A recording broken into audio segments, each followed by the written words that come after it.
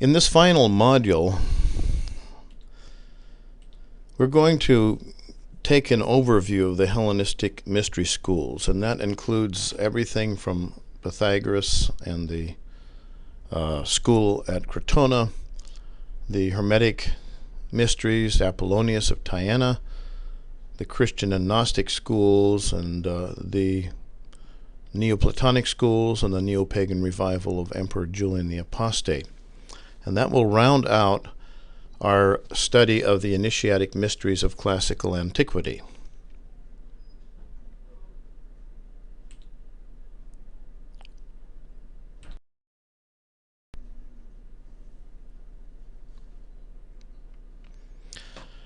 The interesting thing that happens beginning from around the 7th century before the Christian era is that the mysteries are founded by individual people, individual great masters or teachers, as opposed to the more ancient mysteries, the Eleusinian mysteries and so on, whose foundings are quite deep in the past, and the founders are pretty much legendary beings or mythological beings.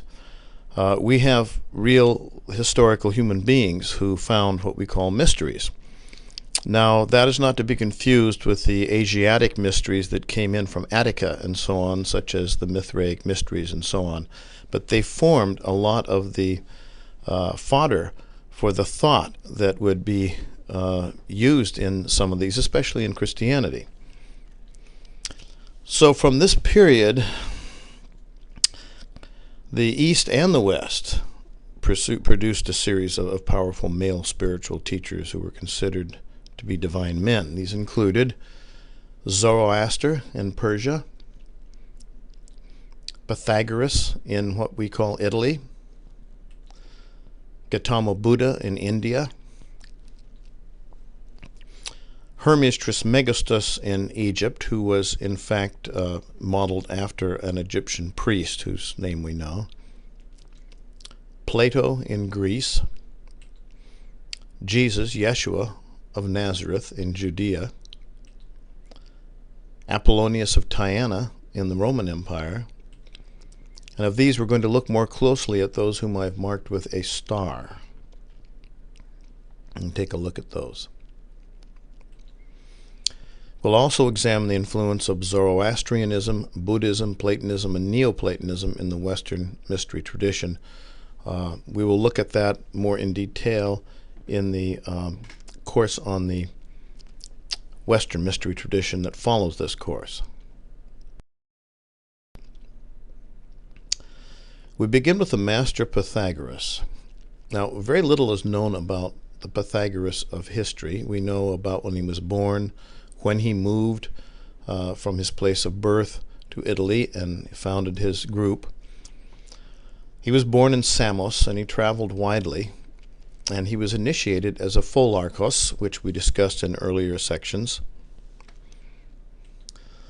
He established an initiatic philosophical school in Crotona, or Croton, in Italy, about the year 530 before the Christian era, BC, as you know it. And Pythagorean monastic communities were formed and instituted in many other cities, and they included women as initiates. Pythagoras taught his initiates from behind a screen, and many times the teacher may have not been him, but may have been his wife THEONA.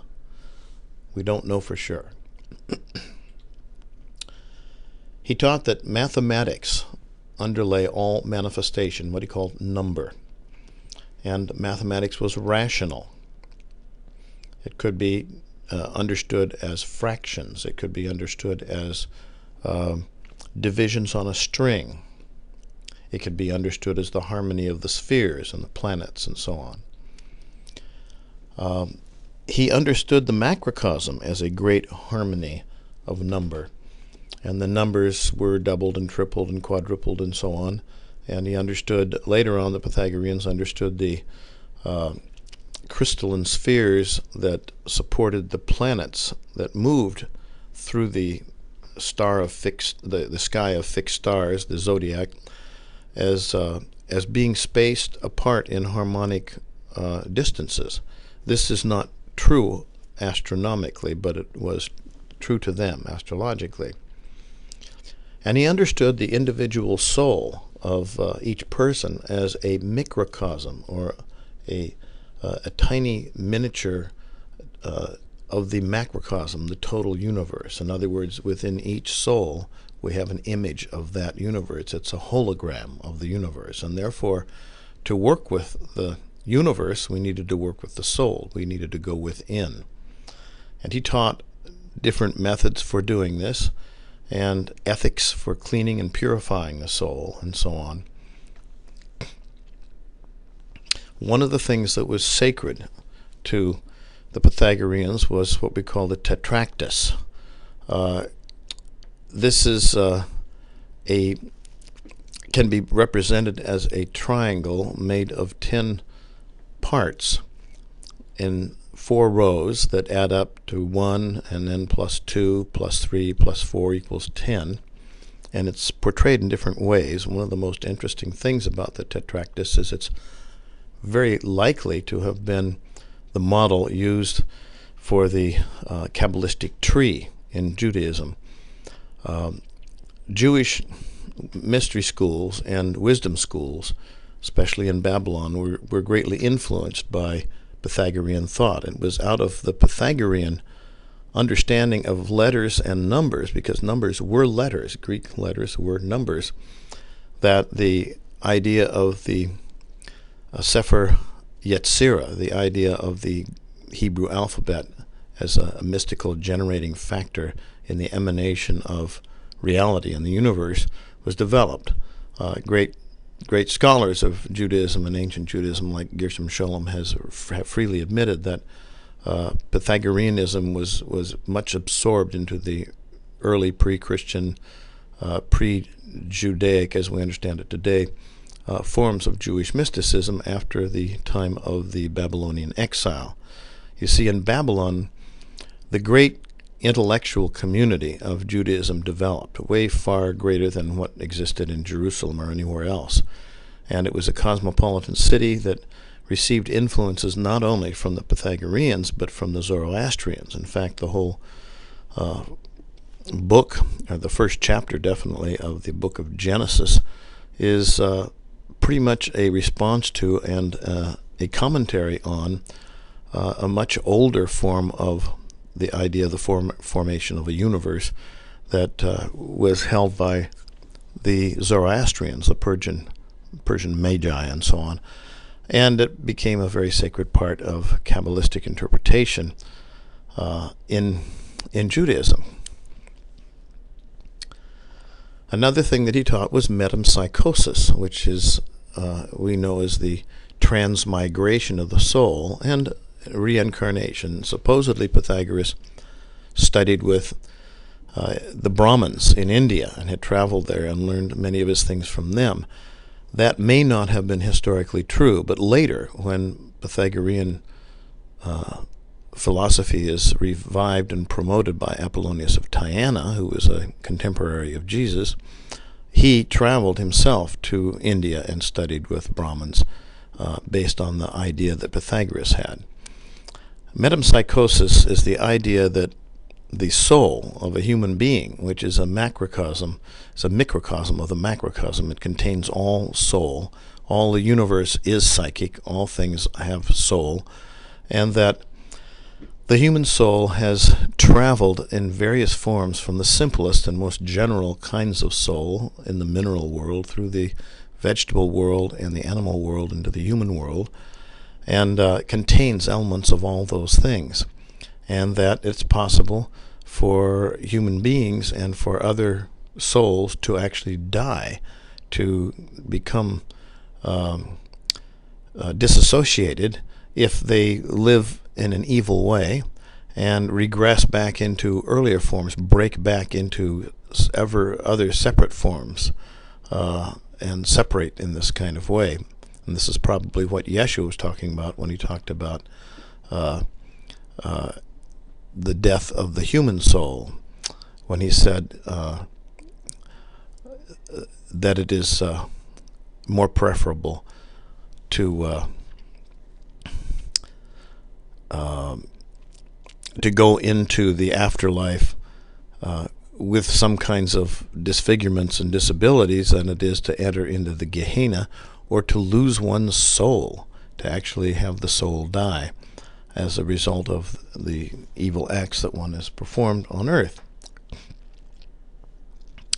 Now, the students of Pythagoras, and in other places, but in Crotona, were attacked and murdered by political opponents while they were gathered at Crotona, and only a few escaped. And that was the beginning of the persecution of the Pythagoreans. But it was a very, what should we say? It was the Pythagoreans were held in awe by rulers and politicians. At the same time, they were feared. And so if you had the Pythagoreans on your side, because they were the scientists and the geeks of their time, they could develop all kinds of incredible new war weaponry and all kinds of other things that these people needed to stay in power, and they would hire them to do that. But once they were hired by an opposing politician or ruler, then they became very dangerous. And so there was a lot of both awe and fear of these Pythagorean communities.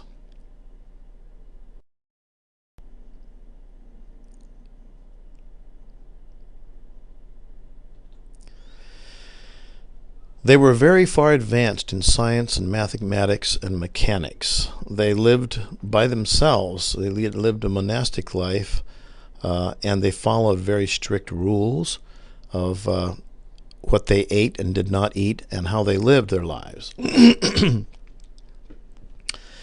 Some of these rules and some of these philosophies are preserved in various sayings and verses attributed to Pythagoras.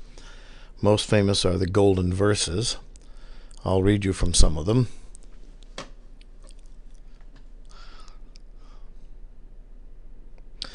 Never suffer sleep to close thy eyelids after thy going to bed, till thou hast examined by thy reason all thy actions of the day. Wherein have I done amiss? What have I done wrong? What have I omitted that I ought to have done? If in this examination thou find that thou hast done amiss, reprimand thyself severely for it, and if thou hast done any good, rejoice. Practice thoroughly all these things, meditate on them well, thou oughtest to love them with all thy heart. Now you might recall, if you've been trained in ordination in the home temple, that the practice that I encourage is the evening contemplation before you go to bed. In fact, I make you even keep a diary of this. And you might recall, if you're an initiate of THG, that at nighttime you go through a process of contemplation in which you basically bind all the negative forces that have duped you during the day. This is a very ancient practice, the evening contemplation, and it was one that was recommended by Yeshua, except he wanted it to be ongoing. And you didn't have to wait for the sunset to come. You could just at any time be introspective and look at yourself and look at your actions. Thou wilt likewise know that men draw upon themselves their own misfortunes voluntarily and of their own free choice. Another teaching of Yeshua. Unhappy that they are, they neither see nor understand that their good is near them. Few know how to deliver themselves out of their misfortunes. Such is the fate that blinds mankind and takes away his senses. Like huge cylinders they roll to and fro, and always oppressed with ills innumerable. For fatal strife, innate, pursues them everywhere, tossing them up and down, nor do they perceive it. Same kind of teaching you can find in Buddhism about liberation and bondage. The same kind of teaching you can find in Yeshua's historical teachings about liberation and bondage. But take courage, the race of man is divine. Sacred nature reveals to them the most hidden mysteries. If she impart to thee her secrets, thou wilt easily perform all the things which I have ordained thee. Mother Jenny used to say to me, study nature, and she will make an obeisance unto you and reveal unto you her secrets. That was a motto of the alchemists. And by the healing of thy soul thou wilt deliver it from all evils, from all afflictions. But abstain thou from the meats which we have forbidden in the purifications and the deliverance of the soul. Pythagoras considered beans to be a food that promoted poor judgment about your actions, and certain meats and so on. Make a just distinction of them and examine all things well, leaving thyself always to be guided and directed by the understanding that comes from above, and that ought to hold the reins. He's talking about the reins of your soul. Something like Plato's soul as a chariot with a chariot driver and horses and so on. And when, after having divested thyself of thy mortal body, thou arrivest at the most pure ether, thou shalt be a god, immortal, incorruptible, and death shall have no more dominion over thee. A similar teaching you find in the Jewish wisdom schools about the Shema, which is not just something that happened to Jesus, but happens to all righteous people, and so on. Pythagoreans, as I say, were hired by rulers and generals to devise new weapons of war and design buildings, etc., and they were the geeks of their era, feared by politicians and the general population. So later communities were also attacked and destroyed. And so we eventually end up at the time of Yeshua and at the time of the later community in Babylon, what we call the Pythagorean diaspora. Many Pythagoreans had scattered and had to operate clandestinely. And that became the modus operandus for those that were involved in the Hermetic sciences and arts and alchemical sciences and all the really the great legacy of pre-Christian so-called paganism that was finally driven out of the culture by the Orthodox Christians in Alexandria, and they went upriver, very far upriver on the Nile, and their books and literature was preserved even after the library at Alexandria had been burned, probably again by the Christians. So the Pythagoreans were dispersed, and there were individual teachers who operated out of their own homes. There were not Pythagorean communities by the time of Yeshua, and that's at the time that Apollonius of TYANA appeared and wanted to restore the mysteries. We'll talk about Apollonius later. But the Pythagorean brotherhood and the teaching survived. Plato was a Pythagorean initiate. He drew his main philosophical ideas not from Socrates, but from Pythagoras. I spoke a little bit earlier about the Neo-Pythagorean first century revival by Apollonius of TYANA, and we will look more closely at that.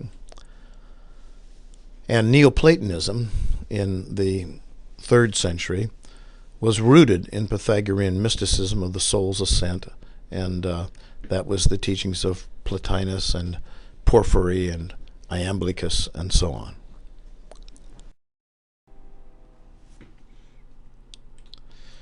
Now, in order to discuss Apollonius of TYANA, we have to understand what was going on in the religious and intellectual world of the Greeks and Greco-Roman civilization at the time of Yeshua when Apollonius appeared. As the historian Herodotus had reported, the news was brought to the emperor from a sailor from another land in which he said, "Great Pan is dead." That was somewhat equivalent today to saying God is dead. Now, who is Pan? You recall Pan from one of our earliest modules in this series.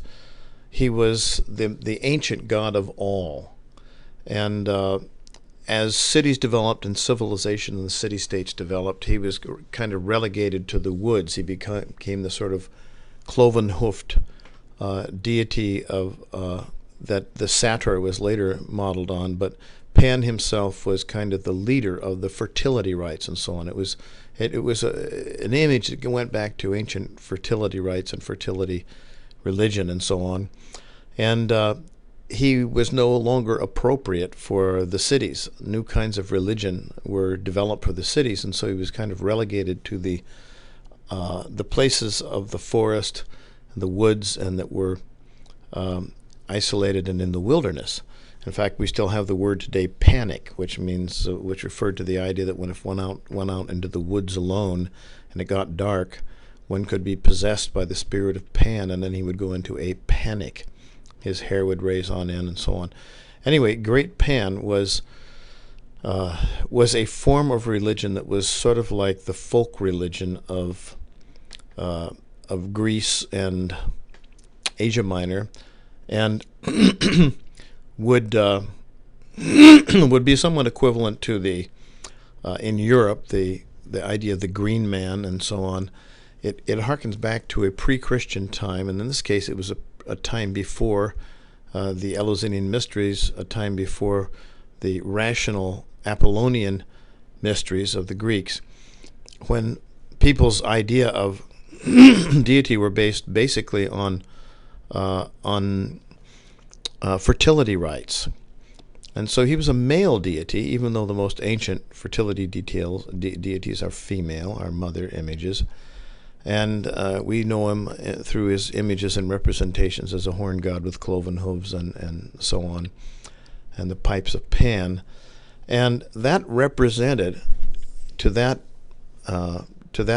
period of time, that period of civilization, Roman Hellenistic civilization, that the old religions, the old ancient religions, and all the ancient shrines and altars of blood sacrifice and so on were dead. They were no longer appropriate.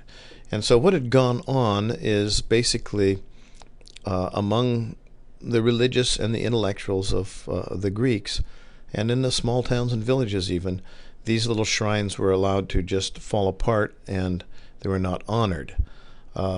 It would be as though the Christians had followed the ideas of Gnostics like Marcion and given up totally the Old Testament and with all of its warts, with all of its portrayals of a jealous God and all this sort of thing, because it was ancient and it was no longer appropriate, rather than retaining it and interpreting it and understanding it in an evolutionary way. So it was into this environment that Apollonius of TYANA came. He was basically contemporary with Jesus. The Life of Apollonius of TYANA by Philostratus, which is found in an English translation online that you can Google, it was composed about a century after the death of Apollonius in the 1st century, so it was composed in the 2nd century. Christian apologists suppressed the writings and considered Apollonius to be nothing more than a magician or an illusionist, because he competed with Jesus for being a divine man during that period of time. But the story of the life of Apollonius of TYANA is based on the eyewitness accounts of Apollonius's disciples and his companion Damas that survived as notes, and that they came under the protection of the Empress Julia Domna. And she commissioned Philostratus to write the life in the 2nd century. He says he also drew upon the childhood biography of Apollonius written by Maximus of Aegi, memorabilia written by Moeragenes, and interviews with citizens of many towns such as Ephesus, TYANA, Aegi, and Antioch. So he was trying to write something really historical about the life of Apollonius, not just legendary God-making type of accounts as we have in the New Testament about Yeshua. And according to Philostratus, Apollonius traveled to India to study with the Brahmins, as he believed that Pythagoras had done. And he had adopted the Pythagorean vow of 5 years of absolute silence before he undertook his public mission. And what was his public mission? It was to reform, to return people to the worship and the veneration of their roots, the ancient gods and deities, the shamanic deities, the deities that were connected with exorcism and magic and all the other kinds of things that the modern religions of his time did not deal with. They were the altars of blood sacrifice to the ancient deities and to the ancestors.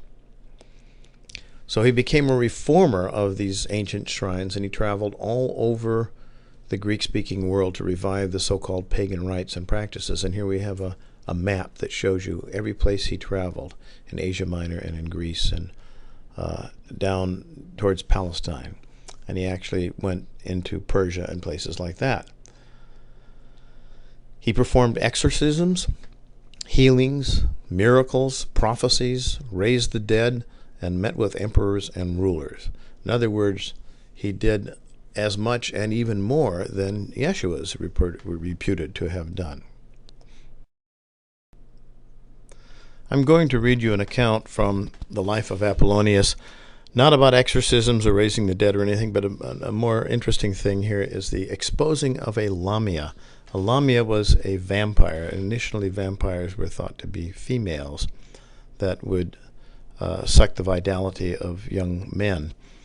So here's the account of his exposing the vampire who was masquerading as a beautiful young woman who was going to marry this young man, and they were, in fact, having their wedding banquet when Apollonius arrived and exposed her as a vampire, and she disappeared and so on. Here's the story. Apollonius therefore waited for the occasion of the wedding breakfast, and then presenting himself before the guests who had just arrived, he said, "Where is the dainty lady at whose instance ye are come?" "Here she is," replied Menippus, and Menippus was supposed to be the bridegroom. He had been taken in by this vampire. And at the same moment he rose slightly from his seat, blushing. "And to which of you belong the silver and gold and all the rest of the decorations of the banqueting hall?"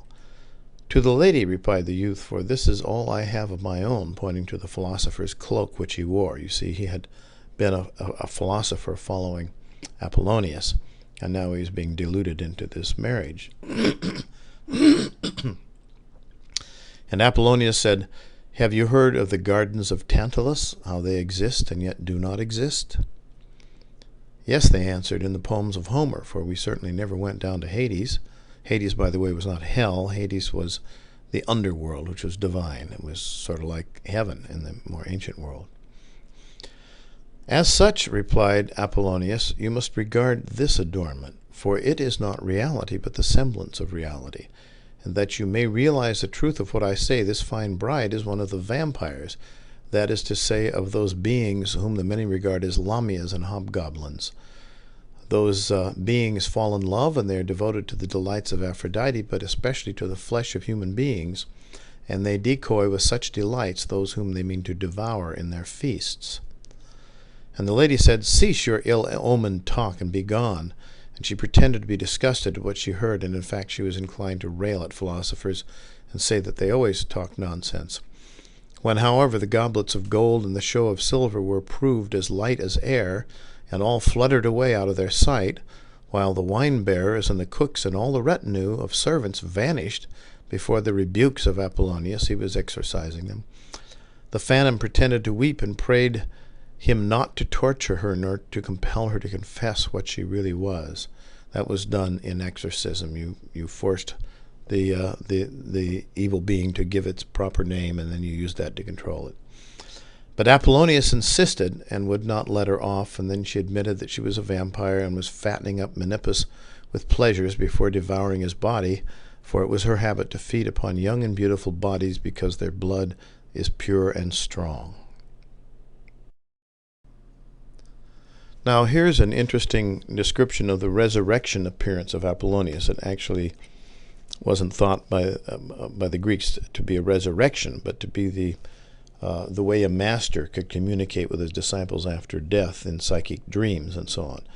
And actually there probably is very much the mechanism of what we think of as the Christian resurrection of Jesus, which later got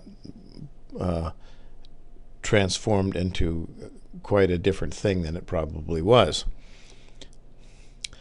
On the 5th day following the death of Apollonius, after discussing the same subject, he, one of the disciples of Apollonius, fell into a trance while he was talking with them, the other disciples. And of the young men who were studying with him, some were reading books, and others were industriously drawing geometric figures on the ground. These are Pythagorean figures. When on a sudden, like one possessed, this disciple, leapt up, still in a partial trance, streaming with perspiration, and cried out, "I believe thee." And when those who were present asked him what was the matter, "Do you not see," said he, "Apollonius the sage, how that he is present with us, and is listening to our discussion, and is reciting wondrous verses about the soul?" "But where is he?" the others asked, "for we cannot see him anywhere, although we would rather do so than possess all the blessings of mankind." And the youth replied, "It would seem that he has come to converse with myself alone concerning the tenets which I would not believe. Listen, therefore, to the inspired argument which he is delivering." Now, who did Jesus come to converse with about the tenets he would not believe? Well, that would be doubting Thomas and the resurrection accounts and so on. Note, here Apollonius is being channeled, just as the early Christians channeled the Holy Spirit for guidance and instruction.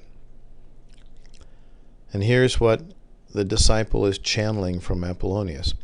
"The soul is immortal, and 'tis no possession of thine own, but of providence." And what that roughly means is you don't have a soul, the soul has you.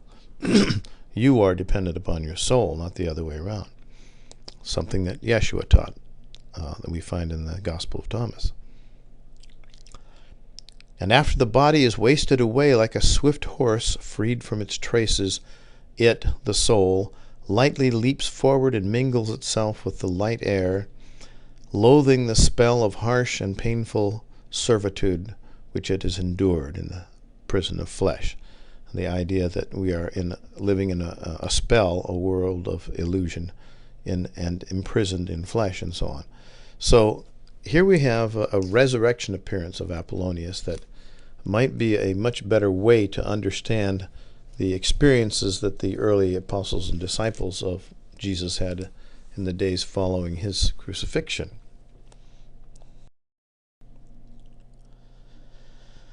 Now we're going to discuss the mysteries of Hermes Trismegistos. In the period before the time of Yeshua and the Roman Hellenistic world, the Greek Hermes and the Egyptian Thoth were syncretized sometime before Plato in the Alexandrian era. We know that because of various kind of indications we have. Thoth developed from legends of a brilliant priest and a historical person named Imhotep and the scribe Amenhotep, and then they were worshipped as Thoth, the scribe of the gods, in many shrines, and he was portrayed as ibis-headed, and he's the figure that's going to become thrice greatest Hermes, Hermes the Grand, the Grand, the Grand. Now, Hermes, the Greek deity, was a psychopomp, or a guide of the dead. You see him holding this caduceus, or staff, as he runs along on his winged feet, and he would take people across the river of death into the underworld and so on. Now, Anubis was dog-headed, and he was the Egyptian psychopomp. He carried the symbol of immortality, the Ankh. You see that in his left hand. It looks like a key. That's an Ankh. But he became the Egyptian Anubis, as he was called in Hermopolis and other places, with the caduceus of Hermes. I've put a red circle around the caduceus of Hermes in the Greek version and the caduceus of Hermes in the Egyptian version. No longer carrying an Ankh in his left hand, but the staff of Hermes. So this happened before the time of Plato. Here's the staff or caduceus of Hermes. We know it best as representing healthcare and medicine and healing, the intertwined serpents and the winged staff. Now, all three deities are then combined as Thoth Hermes at the temple of Thoth in Chemnu, which was Greek Hermopolis. And that is the place that Hermetic knowledge developed. Hermes Trismegistos was the the sage of mathematics and magic and mortuary science, astrology, alchemical arts, and all kinds of things. Now, I must say that in the 3rd, 4th century of the Christian era, Clement of Alexandria describes a procession of Egyptian priests carrying their idols and so on. And one of the things they carry were the books of Hermes, which were probably one of the bases for what we know as the Hermetic corpus, except that the books of Hermes would have included instruction books about astrology and all kinds of other things. Something like the highest yoga tantra, like Kala Chakra, has different kinds of knowledge that people have to learn before they can become masters of it, including cosmological knowledge, etc., and so on. Now, Plato, in his dialogue we call the Timaeus, it's named after a priest in the 4th century, essentially a priest of Hermopolis, and he tells the same story of what we call creation, although it's actually emanation, as the Hermetic document called the CORPUS, which we know of from many centuries later.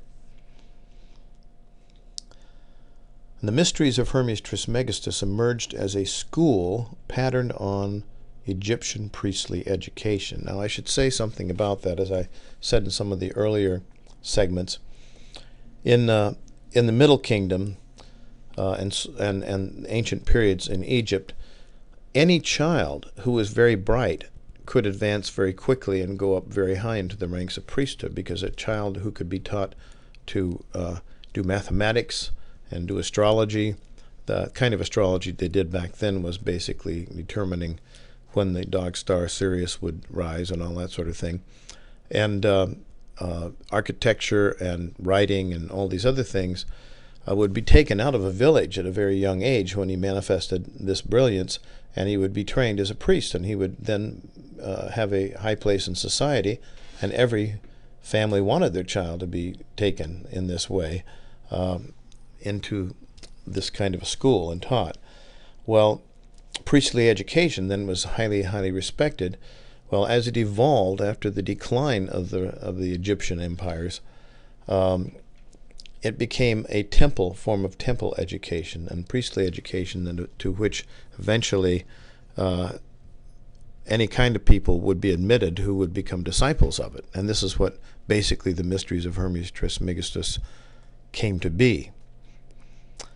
The Nag Hammadi Codex 6, Tractate 6, that I translated and edited and interpreted for my doctoral dissertation, which is called the the Tractate of Hermetic Initiation and Rebirth, is a very interesting document because, unlike the Corpus Hermeticum, which we'll discuss in a moment, it's an actual historical document and an actual historical initiation record that we can learn much from.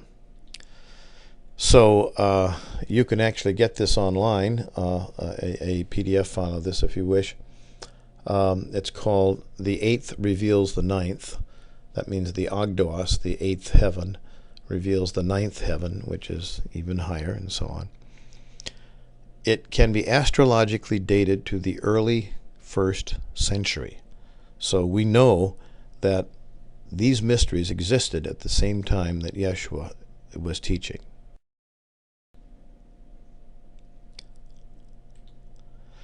Now let's discuss the Hermetic corpus.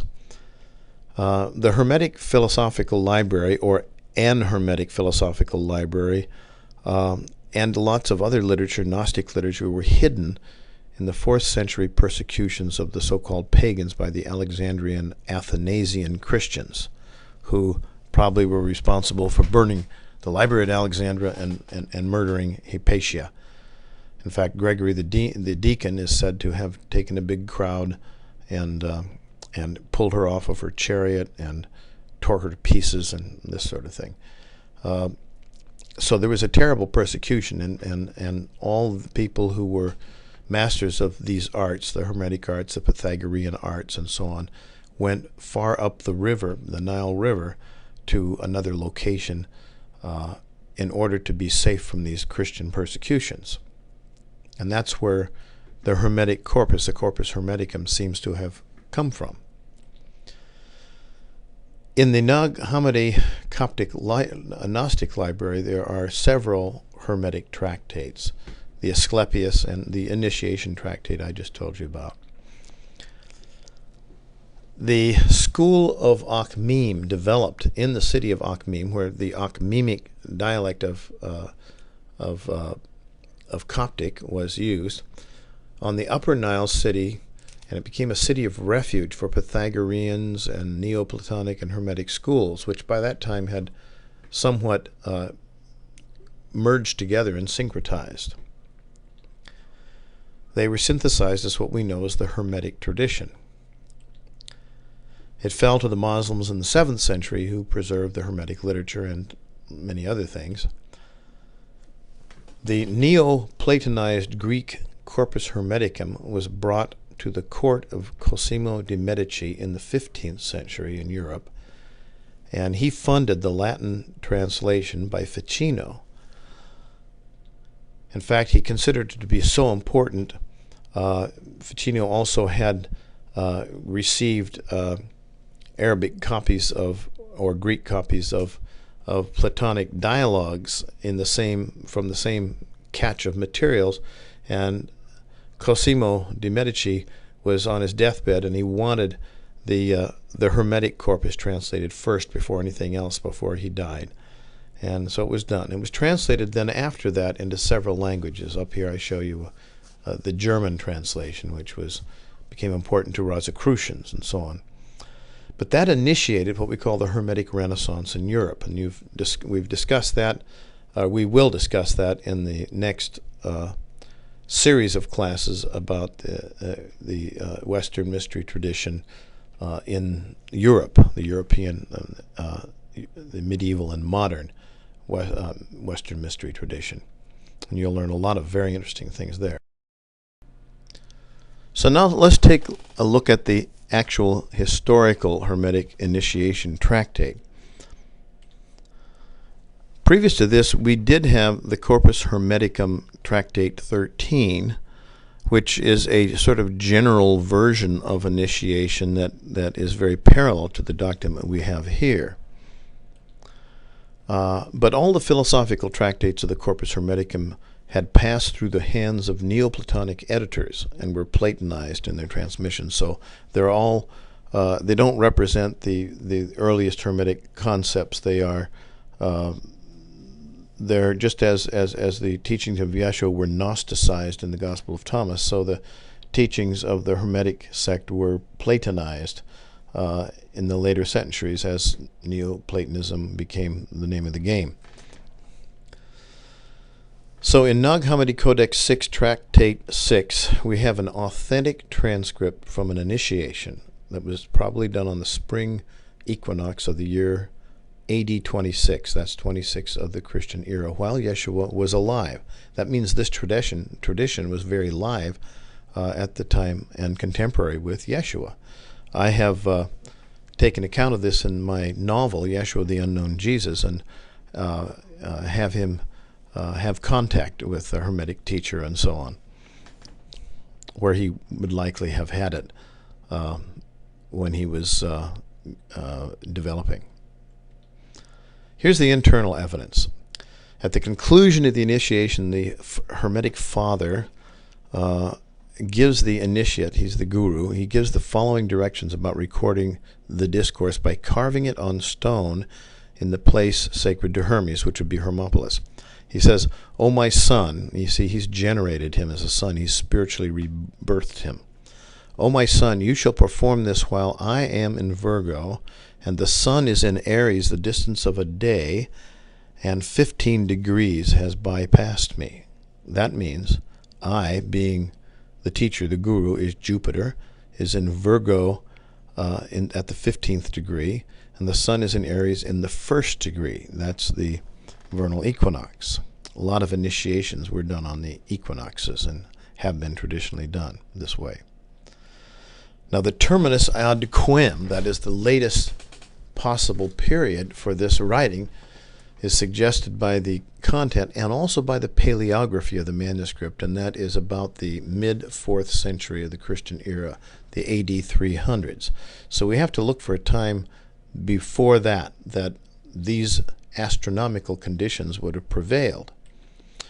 So using astronomy software to find the times that Jupiter, teacher or guru in Hellenistic and Vedic astrology, was in the 15th degree of Virgo, while the sun was in the 1st degree of Aries, the vernal equinox, which is the rising of Sirius, the dog star, and the flooding of the Nile, I got these results. Now let me say that the possibility of this particular combination is remote. It only happens a couple of times in 1,000 years. So the dating would be really quite accurate. The year position of Jupiter when the sun is in the 1st degree of Aries in the year 26 AD 26, we have an exact configuration. Jupiter is in the 15th degree of Virgo while the sun is in the 1st degree of Aries. Bingo. That's it. There's another one in 107 of the Christian era.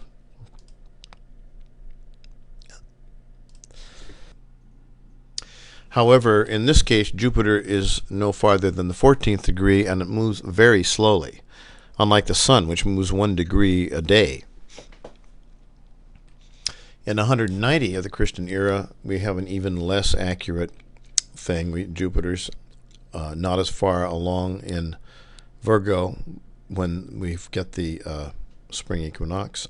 And in the year 202, there's no relationship, and in the year 285. In other words, it's only in position correctly in the year AD 26. So that must be when this took place. Now, in the Gospel of Mary, the Magdalene describes her initiation by Jesus as an ascent through the heavens guarded by planetary gatekeepers. Now, that's exactly what is described in the Hermetic Corpus Hermeticum number 1, the Poimandres. And she must overcome these by describing herself much as an Egyptian initiate would have in the books of the dead, where he would say, I am Horus, let me through, and so on. Instead, Mary says, I am a pure soul, and blah, blah, blah. So Mary's account closely resembles the Egyptian and Hermetic initiation in that way. The Magdalenic initiation seems to be a kind of hybrid of the Jewish Merkaba ascent and the historical Hermetic initiation tractate that we have in front of us. And it's parallel to the initiation also that we find in the Secret Gospel of Mark, which is very much like this. So what we have in the Gospel of Mary, such as it is, with all the holes in it and it's incomplete, probably a form of initiation rooted in Yeshua's historical initiation of his apostles into the Ratzim HaMalkuth HaShemayim, which is badly understood and mistranslated in the New Testament as the mysteries of the kingdom of heaven. Literally, it's the secrets of the sovereignty. That means the sovereignty of the adept or of the righteous person of the heavens. So you can see in the Wisdom Seminar site, you can go to the Gospel of Mary and Magdalenic Gnosis seminar, and in the final module, you can get a lot of more details about this thing.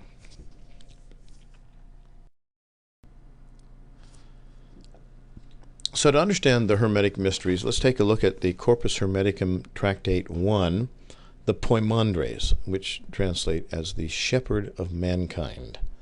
You'll see it in earlier translations as the shepherd of men, but it doesn't mean the sex of men, it means the shepherd of humanity. And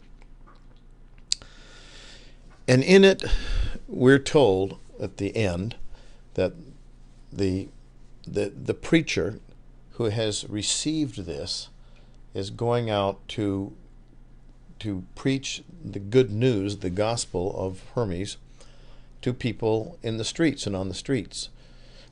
So we have an actual account of a Hermetic preacher who would have been contemporary with Yeshua, And here's what it says. He stands before people, on a crowd of people in the streets. He's entertainment. Ye earth-born folk, why have ye given yourselves up to death, while ye have yet the power of sharing deathlessness?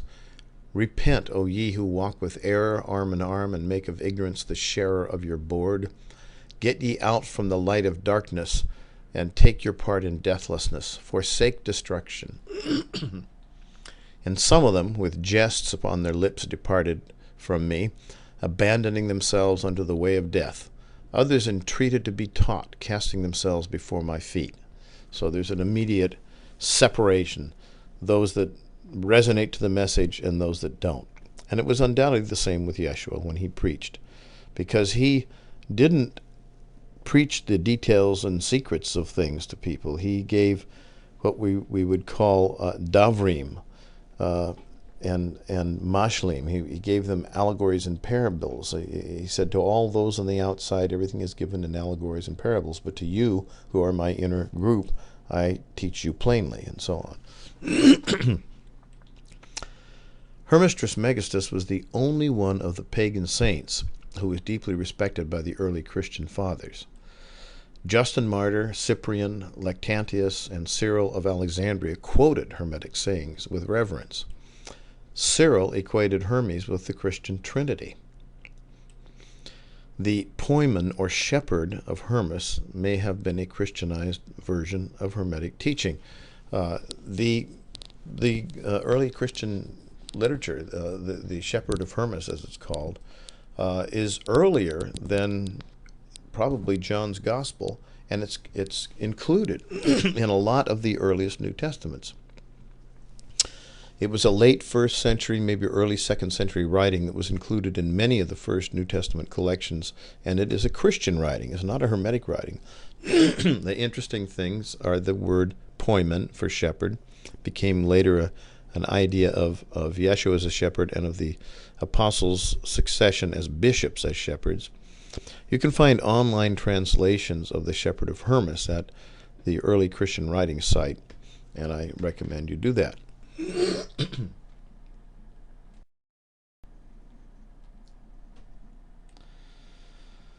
So, from my doctoral thesis, Translation, Edition, and Analysis of the Hermetic Initiation Tractate, here is basically how the Hermetic mystery school seems to have worked.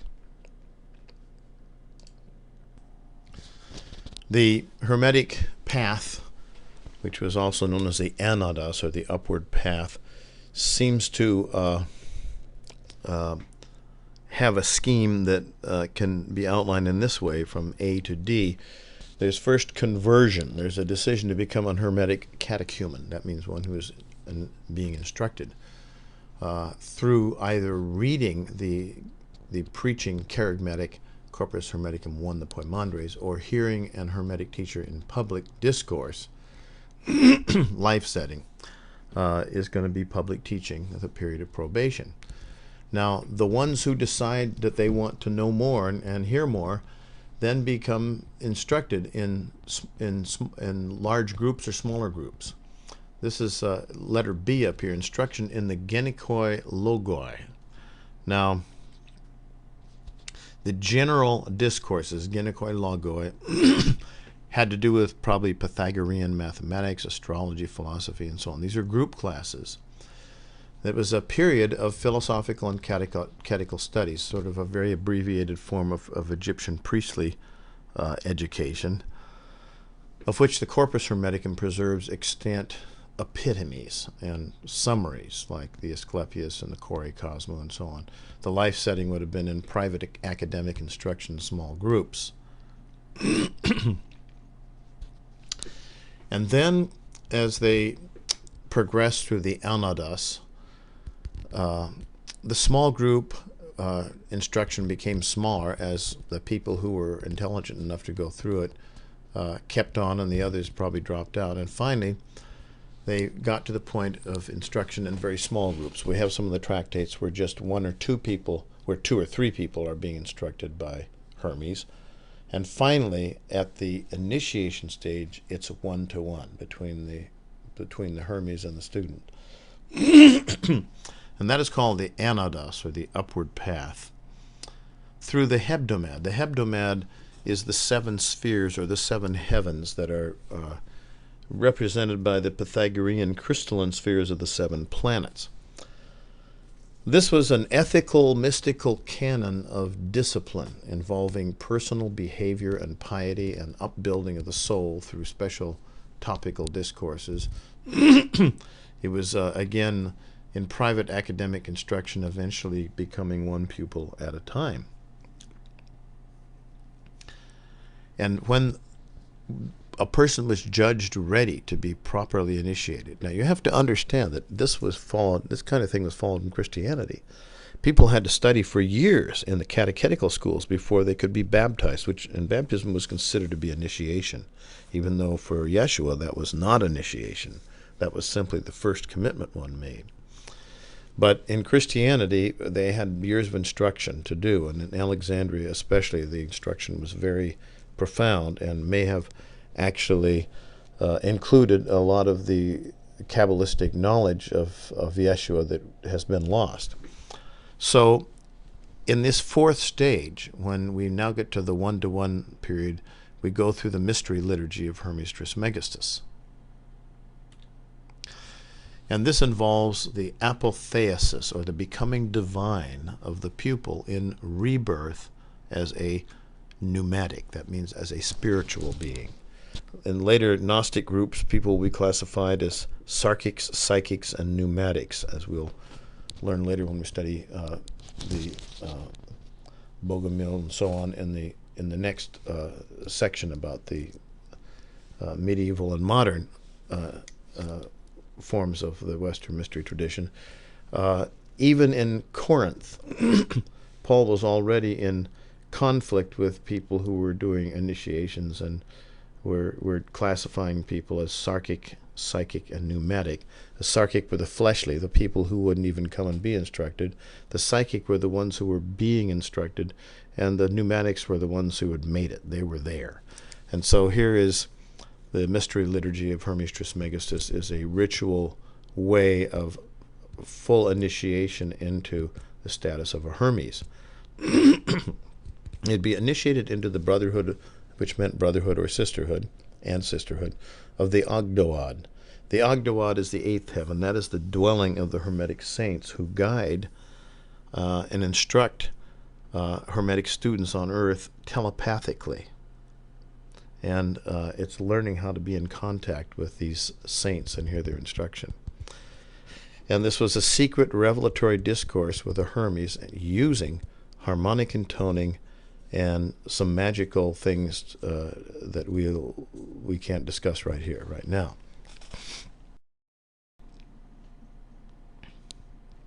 We have to understand the idea of the microcosm and the macrocosm to understand the Platonic idea of this that he taught, that was Pythagorean and is also basic to the understanding of the Hermetics. Now, Plato has a dialogue with the Egyptian priest Timaeus about the 4th century before the Christian era. And we find that the very same theory of the soul that we find in Timaeus is expounded in a document that we have from maybe 4 centuries later, probably 1st and 2nd centuries, called the Kore Cosmo. It means the virgin of the world, the mother of the world, but she's a virgin. And they tell the same story of where souls came from and why we're incarnated and what happens to us after we die and so on. Here's the theory of the soul. I've drawn this illustration. I'm not a very good artist. I drew this 40 years ago for some kind of presentation. This is what Plato understands the macrocosm to be. The demiurge, the creator deity, took different kinds of material, the top grade material, less grade material, and the least grade material, but he laid them out in the form of a chi, a Greek chi, and it's really understood as a moving in a direction to the left and a direction to the right. And the souls, the psyche, are associated with the fixed stars. Each star in the sky is a soul of an individual human being. These are fixed stars with intelligences or souls. And the material that he made the macrocosm out of, he laid out in a form of a chi, a Greek chi. It's like an X. And what you see here is these this form around the globe of the Earth. And by the way, the Earth was thought of as round, spherical by the ancient Greeks a long time. It was the Christians who absolutely insisted the Earth was flat later on. But anyway, there was the material that went to had a motion to the right. That very high quality material is the motion of the sameness or unity or justice, the mean, and so on. And the material that had the motion to the left was a motion of diversity. It divided up into what we call hymarmene, which is destiny or fate. And we represent them by the 7 spheres of the planets, the crystalline spheres. So in incarnation, each soul is a microcosm. It's a holographic image of this entire macrocosm. The idea today would be that within you, the image of God within you is an image of the entire universe. So that the angels are within you, the heavens are within you, etc. And to contact those things, you have to go within. Well, what happens in incarnation? Well, the souls didn't behave themselves. They ran around. They were not obedient to the will of the demiurge, and so they had to be purified. Now, how is he going to purify them? Well, he's going to make them descend through the 7 astral spheres into birth, into incarnation, and then on the earth plane, they have to go through their trials and their proving and so on. And if they, on the earth plane, they learn to follow the direction to the right, which is the mean, the right of unity, rather than the direction to the left, which is diversity, selfishness, etc., then when they die, they will be able to ascend back through the 7 planetary spheres, because there will be nothing represented by any of these planetary rulers that can stop them from ascending, and they will return purified into the 8th heaven. So this purification can happen on earth only and in flesh, in incarnation, and it can be both a purification or a defamation. You can defame your soul as well as to purify it. And if that's the case, then you don't go back where you came from purified. You can rise as far as whatever your lusts have been entrained inside of you, and then you'll have to return, be reincarnated. So here's the direction to the right. Here's the direction to the left. And in death, one either ascends to the Agdoas, or the 8th heaven, the divine zodiac, or returns in reincarnation. And in Plato's theory, the soul was a sphere.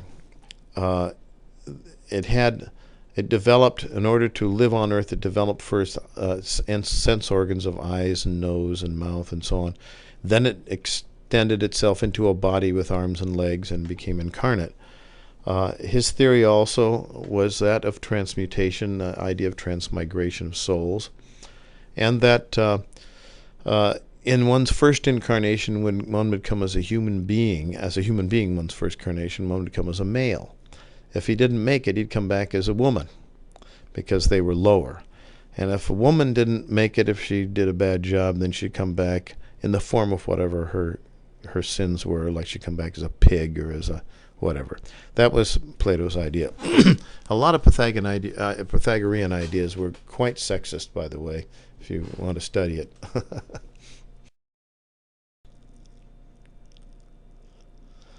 Now let's look at the Poimandres, the Corpus Hermeticum 1. Here's how the structure of the cosmos, the macrocosm, is, and therefore the microcosm is explained. the Poimandres, the shepherd of mankind, is the revealer in this tractate, and he's revealing to his messenger, who is going to go out and preach this to people, these things that people need to know. He says, so to this the shepherd of mankind, Poimandres, said, when the material body is to be dissolved, first thou surrenderest the body by itself unto the work of change, that means natural decay, and thus the form thou hadst doth vanish, and thou surrenderest thy way of life, that's your personality, null and void of its energy, unto the demon, the elemental. Now, you must understand that the word demon here doesn't mean devil. It simply means the lesser deities that rule. They're like the spirits and the sprites that rule the elements, the elementals and so on earth. The body's senses next pass back into their sources. This is exactly what you find in the Tibetan Book of the Dead and other descriptions. Becoming separate and revive as energies. So the senses become just the energies that are in the atmosphere. And passion and lust withdraw unto that nature which is void of reason. And thus it is that man doth speed his way thereafter upwards through the harmony of the spheres, the harmonia. That's the seven spheres. To the first zone, now this is assuming a person has attained perfection and will be worthy of returning to his home. To the first zone, which is the first planetary sphere or heaven, he releases the energy of growth and waning. In other words, that's the lunar sphere, the moon. Unto the second zone, the device of evils now nullified or de-energized, that would be Mercury. Mercury is the one who devises and performs things with guile and so on. Unto the third, the guile of the desires nullified. Venus is the ruler of the desires, the sexual desires and appetites, pleasures and so on. Under the fourth, his domineering arrogance also nullified. That means that would be the sun. Now, nullified simply means that this person has overcome all these tendencies in himself, the tendency toward changeableness, towards devising evil, having guile and trying to figure out ways to get things for himself at the expense of others. He's overcome his passions and desires that are selfish and egoistic, and he's overcome in his very ego, his domineering arrogance. And under the fifth, unholy daring and rashness of audacity, that would be Mars, and that would be considered to be a characteristic of an imperfect soul, but this has been nullified. And under the sixth, striving for wealth by evil means deprived of its self-aggrandizement. In other words, Jupiter is a self-aggrandizing thing. It wants to grow, it wants to own, it wants to have all these things. That's what it is as a negative trait. And to the seventh zone, ensnaring falsehood, nullified. That's Saturn, the imprisonment of the illusions of life and so on. And then, with all the sidereal influences of the harmonia stripped from him, clothed in his proper power, he cometh to that nature which belongs unto the eighth, the Agduad, or eighth heaven of the zodiac. And there with Ta'anta, that means all the things that are truly real, that truly do exist, not falsely exist, but are permanent, the eternal verities. He offers silent praise in contemplation of the Father.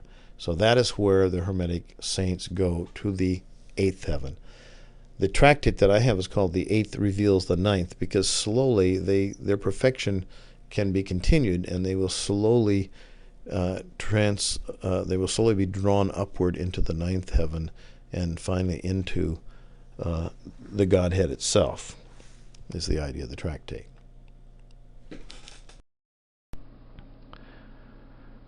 Now, we're going to look at the theory of the descent of the macrocosmic soul, which comes from the fixed realm of the zodiac originally, for incarnation in birth.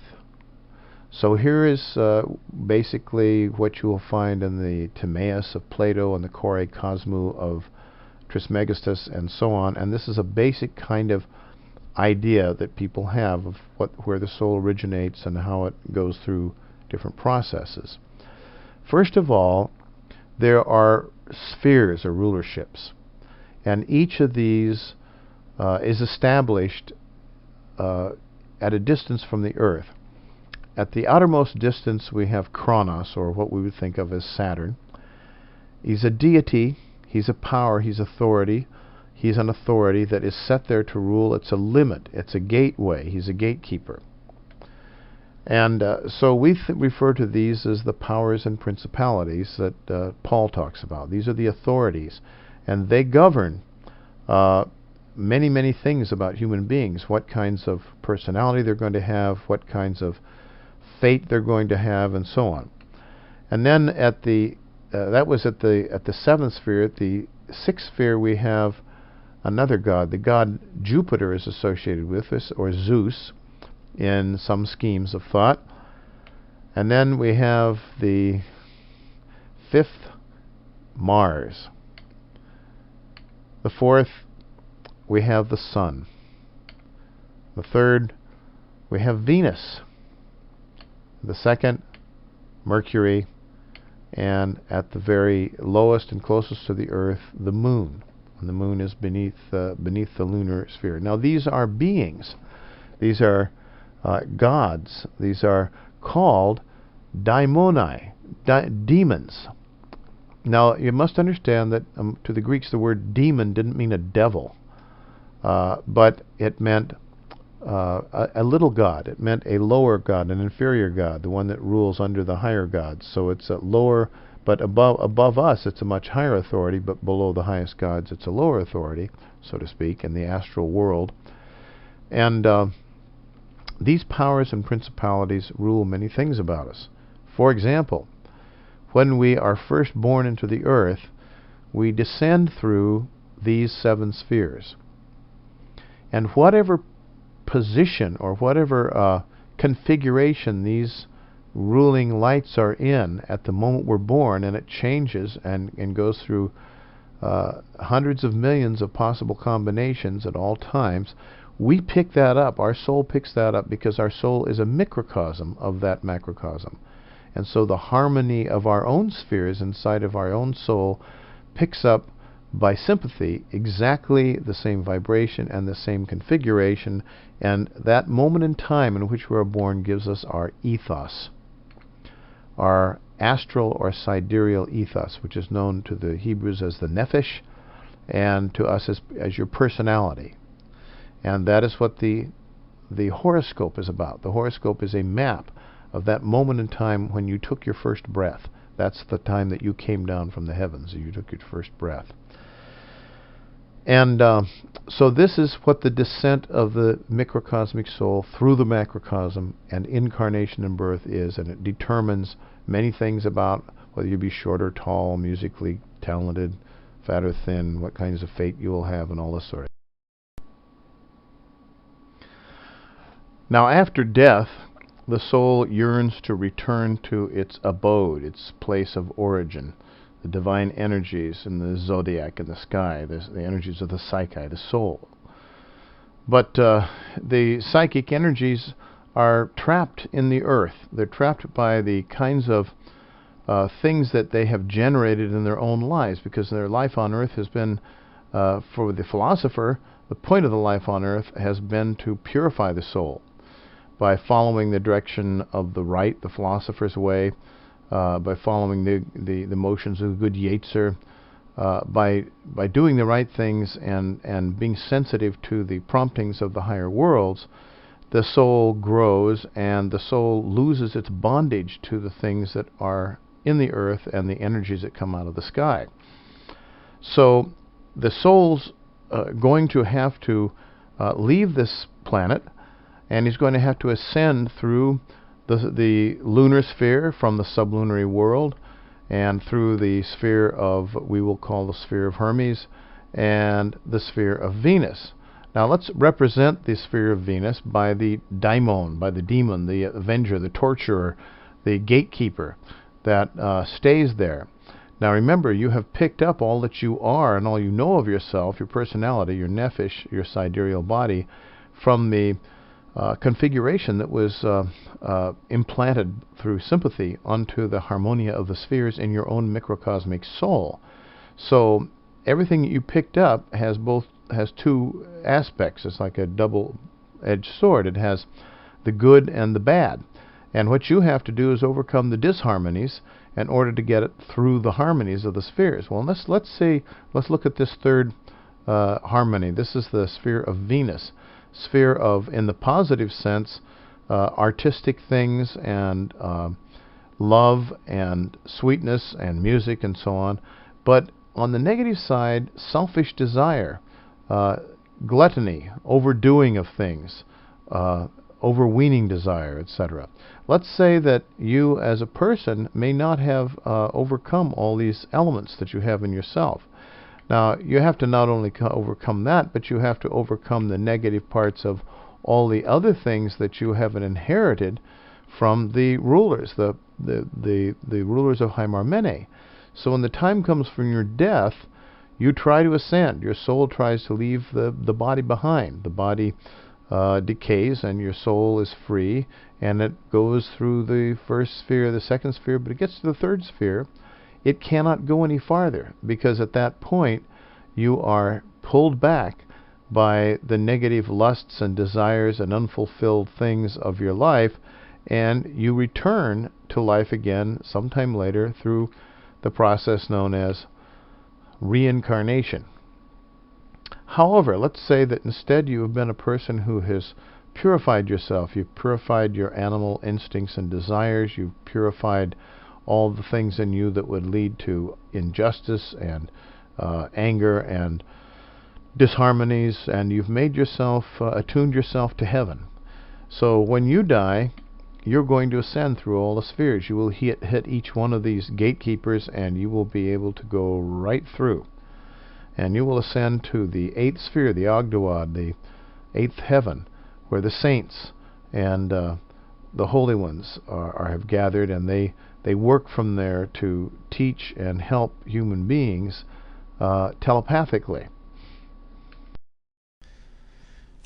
Now, back in the olden days, when I was first working on my PhD, the only translations in English that we could find that existed of the Corpus Hermeticum were made by Thomas Taylor, who was one of the Cambridge Platonists in the 19th century, or G.R.S. Mead. They were Theosophists, and the translations were rather obsolete because they lacked a lot of data to translate everything correctly, and so they put a lot into it that shouldn't have been there. So scholars like me would have to read them in Greek to understand them, and one of them was only in Latin to work with them. But now you can find good English translations of these and many other things. This one I recommend is called the Hermetica by Brian Copenhaver.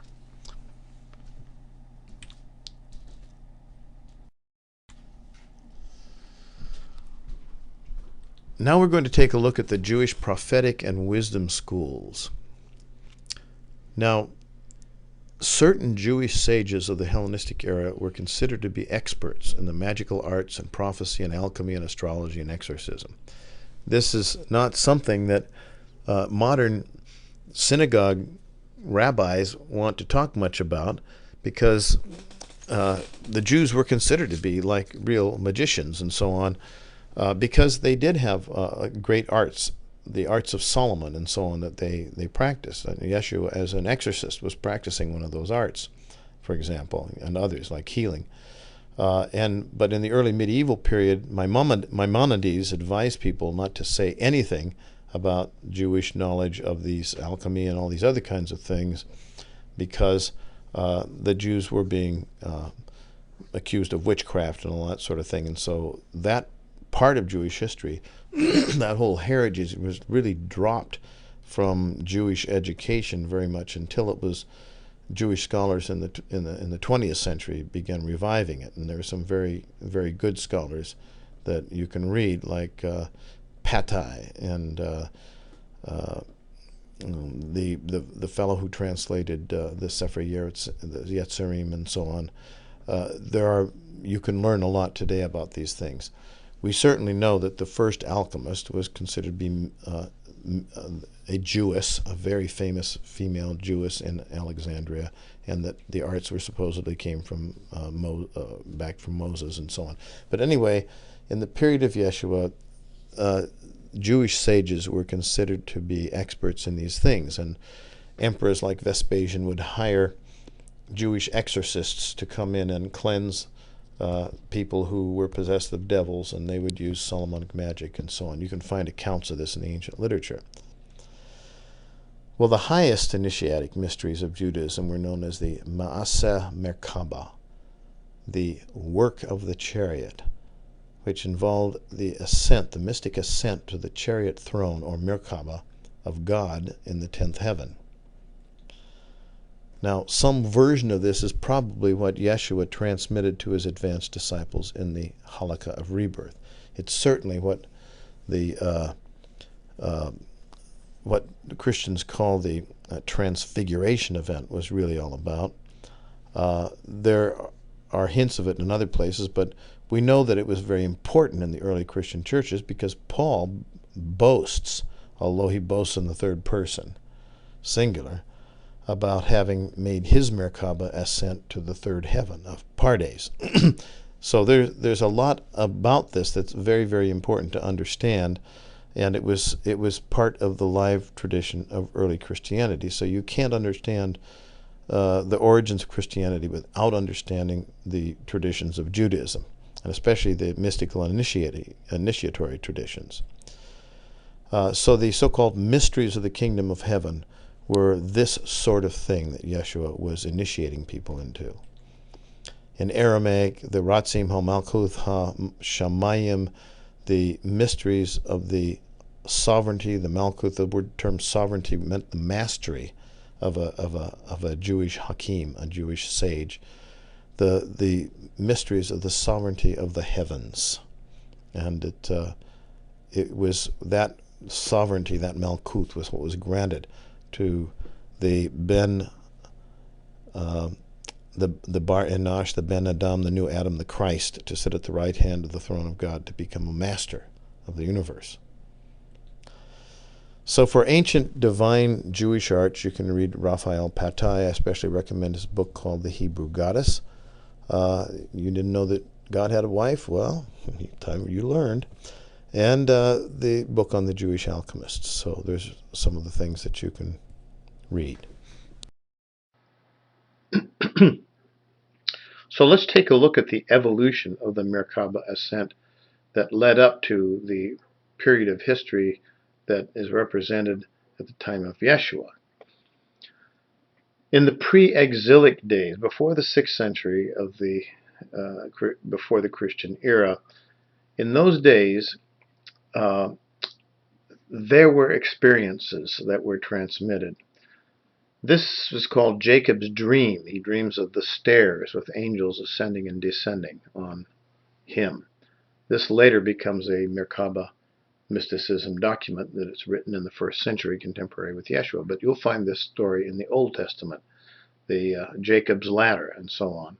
The idea that there is a connection, there's a connection between heaven and earth, and that angels can ascend and descend upon it and speak to humans and so on. Isaiah, in the first chapter of the oldest part of Isaiah, the actual Isaiah, as opposed to Deutero-Isaiah and Trito-Isaiah, which were written later in Babylon, he has a vision or dream in the night heaven, which is one of the two Shemayim, above the firmament. There was no series of heavens at that time in Judaism because there was no astronomical science. And in that, he is taken into the court of God, and his lips are purified with a hot coal so that he can go down and deliver God's word to the people. However, still in the pre-exilic period, we have the legends of Enoch and Elijah that were both assumed bodily into heaven, and later on into heaven in a chariot or Merkabah. In the post-exilic period, from the 6th century before the Christian era onward, And that period is when we get the concept developing of the many heavens, the 10 heavens of Merkaba mysticism. It begins with Ezekiel's vision of Yahweh on his throne chariot, or Merkaba. And there are many ideas about what that was. It's very difficult to represent it pictorially because the description is not really something that is discursive. It's not something that you can actually draw pictures with. It's so bizarre, the description of his vision of the God of Israel on his chariot throne. But to have a vision or dream in the day or the night heaven at that time, in these cases, the early instances of them, the throne descends or the prophet ascends. Paul ascended to the third heaven. The throne descended for Ezekiel and so on.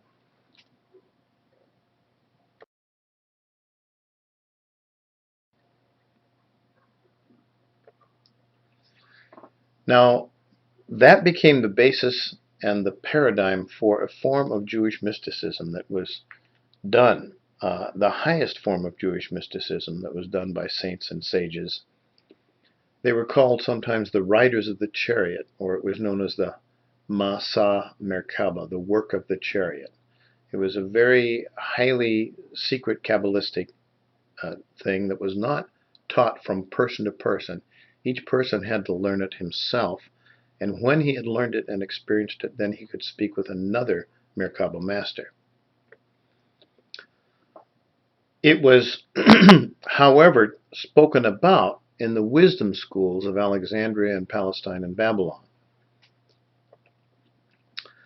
And meditation techniques and contemplation techniques were developed using Ezekiel's Merkaba images of a night heaven ascent in a chariot. In Babylon, in the Enochian apocalyptic schools of Palestine and Babylon, very often the mystic experiences occurred as an ascent with a great angel and sometimes a chariot bringing the prophet or the seer up into the higher heavens. It was based on Babylonian Greek astrological models of 7 to 10 heavens, with a great sea separating the final one. The Christian book of Revelations uses a lot of the imagery taken from this kind of apocalyptic, which you will find in the books of Enoch. The first century rabbinic school of Akiba, who was the founder of modern rabbinic Judaism in Palestine, used a form of contemplation of Ezekiel's Merkaba images in the Great Sea and the addition of the Hekaloth, or hallways, to the palace of Yahweh. And in the 2nd to 4th century, we had Merkaba mysticism might have best been called Hekaloth mysticism, because those who used techniques to ascend to the hallways of heaven, the highest heavens, went through an extraordinary complexity of these hallways in order to finally reach their goal. And there was contemplation using Akiba's method, but with greater and detailed elaboration of the heavenly palace and its hallways. So now we've gone through perhaps 7 or 8 centuries of development